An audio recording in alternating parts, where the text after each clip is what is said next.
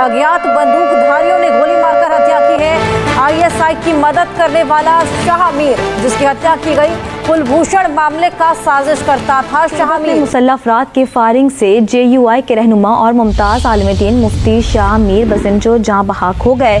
मुफ्ती शाह मीर नमाज पढ़कर बाहर निकले तो मुसल्लह अफराद ने फायरिंग कर दी। तो मुमकिन है आर्टिकल 370 का जाना मोदी साहब ना होते तो मुमकिन ही ना होता, और अगर आज़ाद जम्मू और कश्मीर का हिस्सा बनाना है हमने जम्मू कश्मीर का, तो मोदी है तो मुमकिन है, वरना ये मुमकिन नहीं है। पाकिस्तान जो है उसकी जो एजेंसीज हैं वो इस दहशतगर्दी के दरपे है।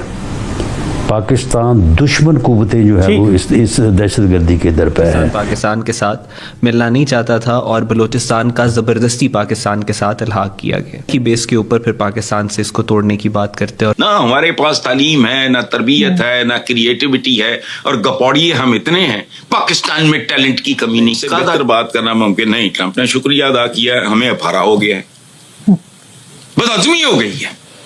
अजीब लोग हैं, शुक्रिया अदा किया, ओ भाई नॉर्मल है। आप हमारा शुक्रिया अदा करते हैं अमेरिका वाले, हमें तो समझ नहीं आ रही। ताड़ साहब वो मोहम्मद शरीफुल्लाह का शुक्रिया भी अदा कर ही रहे थे और सुना हमारे ऊपर पाबंदियां लगा रहे हैं। हम अमेरिका भी नहीं जा सकते। पाकिस्तान के साथ मिलना नहीं चाहता था और बलूचिस्तान का ज़बरदस्ती पाकिस्तान के साथ इल्हाक किया गया, और इसी प्रोपेगेंडा की बेस के ऊपर फिर पाकिस्तान से इसको तोड़ने की बात करते हैं, और पूरी दुनिया के अंदर भी शोर इसी बात पे ये जो दहशतगर्द गिरोह हैं वो मचाते हैं। सो 1948 में कायदे आज़म ने भी कलात में फ़ौज भेजी थी। पाकिस्तान ने किसी रियासत पर ताकत नहीं इस्तेमाल की, इंडिया ने की, कश्मीर पर भी की, जूनागढ़ पर भी की और हैदराबाद दक्कन पर भी की। पाकिस्तान ने कहीं भी फौज नहीं भेजी। नहीं, कश्मीर तो खैर वो एक डिस्प्यूटेड टेरिटरी, वो तो मामला और था, क्योंकि ज़बरदस्ती जब इंडिया ने किया तो कायदे आज़म ने फौज दाखिल की।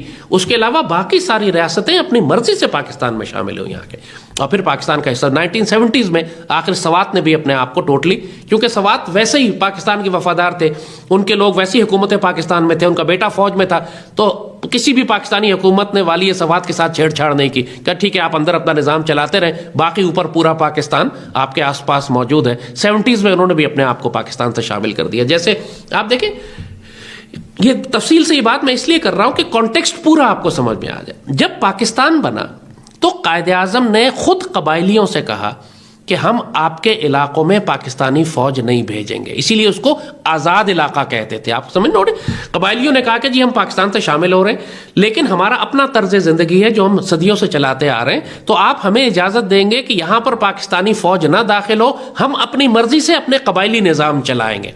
कायदे आज़म ने कहा आपको इजाज़त है।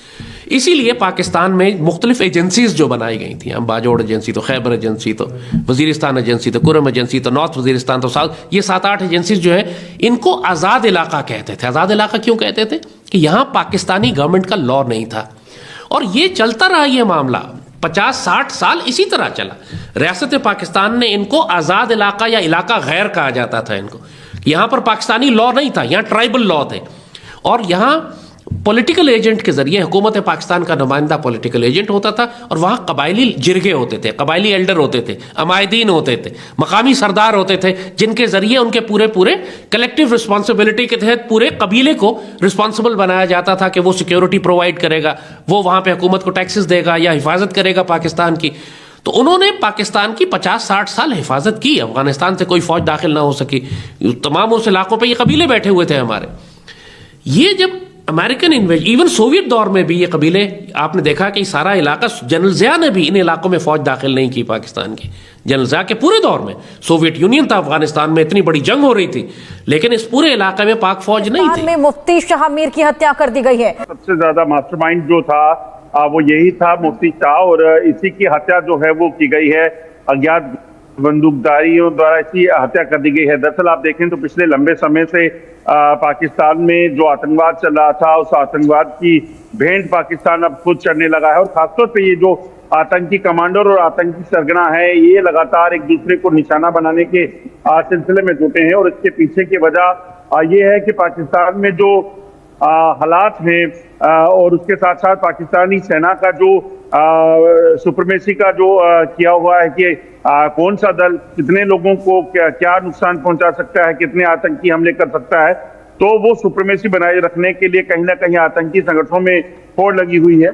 और उसी में अब इस मुफ्ती जो शाह जो है उसकी हत्या की गई है। और ये पहला मामला नहीं है, इससे पहले भी अगर आप देखें तो पाकिस्तान में लगातार इसी तरह से जो टेरर कमांडर हैं उनके जाने का सिलसिला जो है वो चल रहा है। असल बात ये है कि इस दहशतगर्दी के पीछे जो है वो हमारा अज़ली दुश्मन मुल्क जिसने हमारा वजूद ही तस्लीम नहीं किया वो है, उसकी जो इंटेलिजेंस एजेंसी रहा है वो है।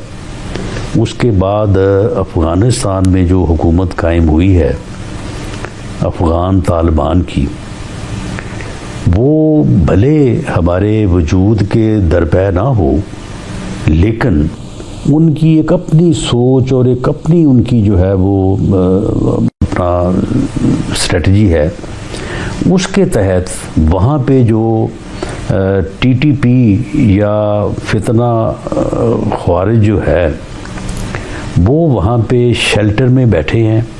वहाँ पे उन्हें जो है वो ये सहूलत या ये यानी मौका हासिल है कि वहाँ पे बैठ के वो तैयारी करें, तैयारी करके जो है वहाँ पे जो है वो हमारे दुश्मन मुल्क से मदद हासिल करें, असला हासिल करें, फंड्स हासिल करें और उसके बाद फिर लोगों को गुमराह करके जो है वो, जिनमें से अक्सर तादाद जो है वो उन्हीं लोगों की है जो हमारे मुल्क से तल्लुक़ रखते हैं या हमारे जो है हम में से हैं, तो उनको भेजें और वो यहाँ पे आके ये दहशतगर्दी के जो है वो वाक़यात करें।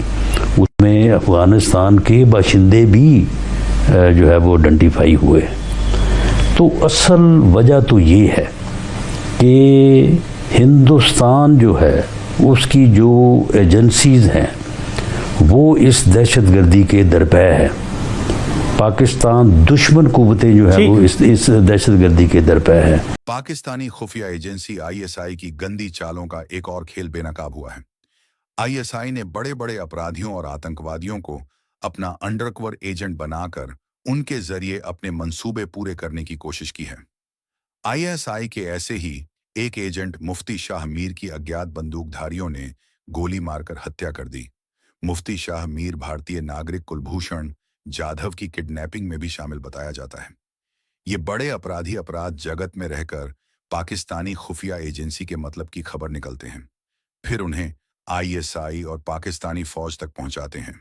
बलूचिस्तान के तुर्बत इलाके का रहने वाला मुफ्ती शाह मीर आईएसआई के इशारे पर अवैध तरीके से लोगों को एक जगह से दूसरी जगह पहुंचाने का धंधा चलाता था। इसकी आड़ में वह ड्रग्स और हथियारों की तस्करी भी करता था।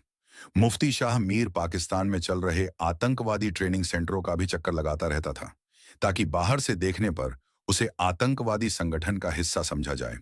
उसका एक और काम था पाकिस्तान से आतंकवादियों को भारत में घुसपैठ कराने में मदद करना।